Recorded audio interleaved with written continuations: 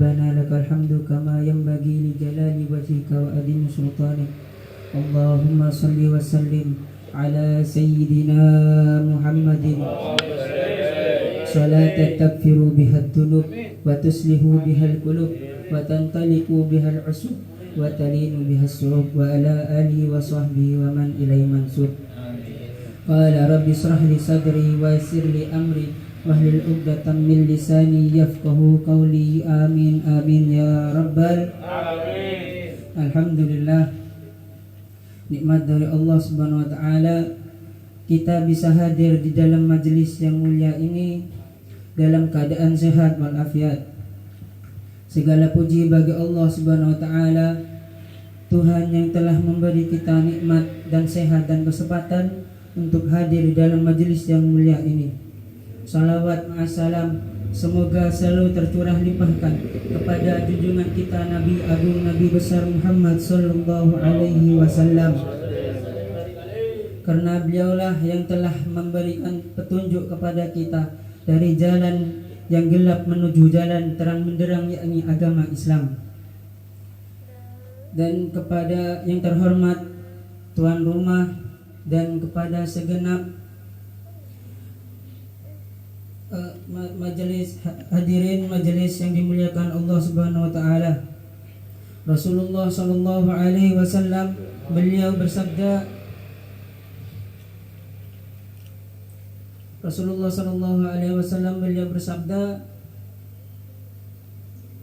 Allah Subhanahu wa taala akan menciptakan malaikat yang akan memintakan ampun kepada Allah Subhanahu wa taala sampai di hari kiamat. Untuk apa malaikat itu diciptakan ya Rasulullah? Malaikat itu diciptakan oleh Allah Subhanahu wa taala untuk orang yang hadir di dalam majelis-majelis yang mulia ini. Makanya hadirnya kita di dalam majelis yang mulia ini bukan suatu hal kerugian, melainkan suatu keberuntungan yang besar kita duduk di dalam majelis yang mulia ini.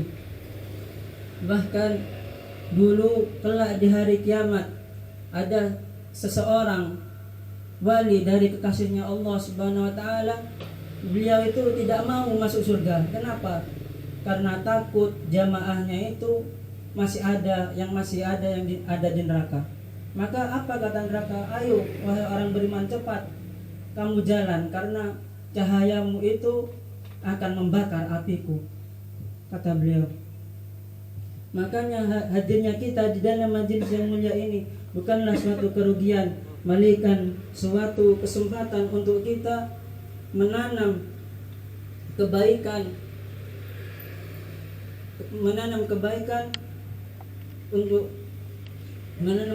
untuk kita kelak nanti di akhirat.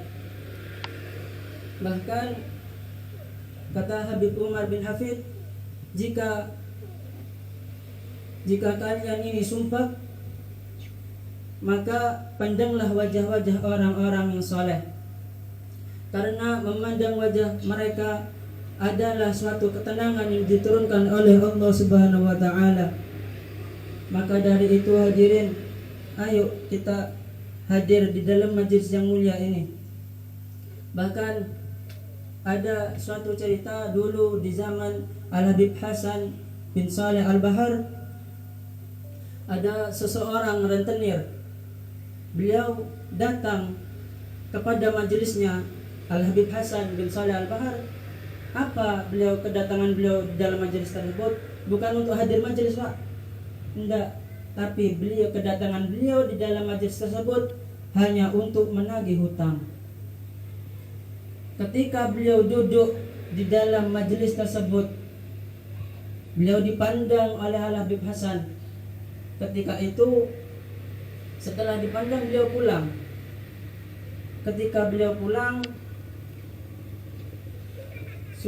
ketika dapat waktu 3 hari sebelum kematiannya, 3 hari, beliau bertobat kepada Allah, mati ke dalam keadaan husnul khatimah. Maka itu hadirin, jangan sampai kita tinggalkan majelis-majelis yang mulia ini, karena tidak ada yang sayang kepada kita, melainkan melebihi bapak ibu kita, melainkan Rasulullah Sallallahu Alaihi Wasallam. Karena di dalam Al-Quran, ketika para orang-orang munafik, para orang-orang kafir, ketika Rasulullah Sallallahu Alaihi Wasallam dan para rombongannya berjalan melewati mereka, mereka hanya bisa menggigit jari-jari mereka sendiri. Maka dari itu, apa kata orang-orang kafir tersebut? Seandainya dulu di dunia aku mengikuti apa yang diperintahkan oleh Rasulullah Sallallahu Alaihi Wasallam, penyesalan demi penyesalan yang akan diterima oleh orang-orang yang tidak mau berkumpul datang kepada orang-orang yang saleh.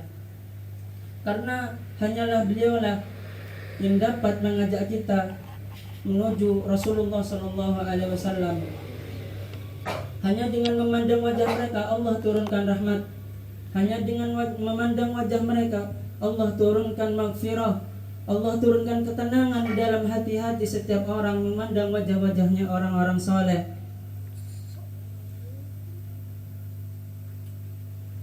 Ada seseorang dulu ketika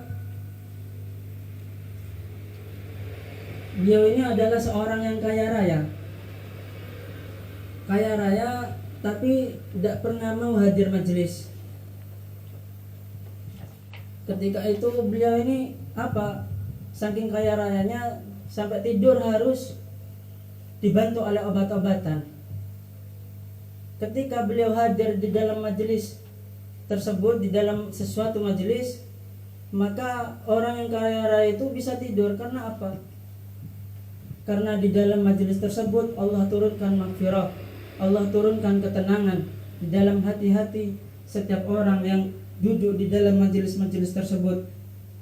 Semoga kita istiqomah menghadiri majelis-majelis yang mulia, terutama majelis-majelis guru-guru kita. Karena memandang wajah-wajah mereka dapat memindahkan hati dari seseorang yang suka maksiat menjadi orang yang taat. Banyak cerita tentang orang-orang yang dulunya mereka itu ahli maksiat menjadi orang yang ahli taat. Bagi penutup, ada seorang preman, ada seorang maling yang datang ke rumahnya Syekh Abdul Qadir Al-Jailani. Ketika beliau maling di rumah itu, yang namanya maling Pak, ya takut, orangnya masih tidur. Caranya apa? Dilusuk ning sore panggonane turun nih. Ketika beliau ini, ketika seorang ini masih sembunyi, ketika itu kamarnya langsung terang. Nah terus ketika itu kata Syekh Abdul Qadir Al-Jailani, ada apa? Wahai Syekh Abdul Qadir Al-Jailani, Fulan bin Fulan telah meninggal. Terus kita harus mencari pengganti daripada seseorang yang telah meninggal itu. Ini ambil saja orang yang ada di bawah ini. Maka keluar preman itu dari rumah itu menjadi seorang yang mulia dan dimuliakan oleh Allah Subhanahu wa taala. Semoga kita tetap istiqomah hadir dalam majelis yang mulia ini. Semoga Allah keluar daripada majelis ini dosa-dosa kita diampuni oleh Allah Subhanahu wa taala. Apa yang menjadi hajat kita semoga Allah kabulkan semuanya. Mungkin ini dapat kami sampaikan, kurang lebihnya mohon maaf. Billahi taufiq wal hidayah. Wassalamualaikum warahmatullahi wabarakatuh.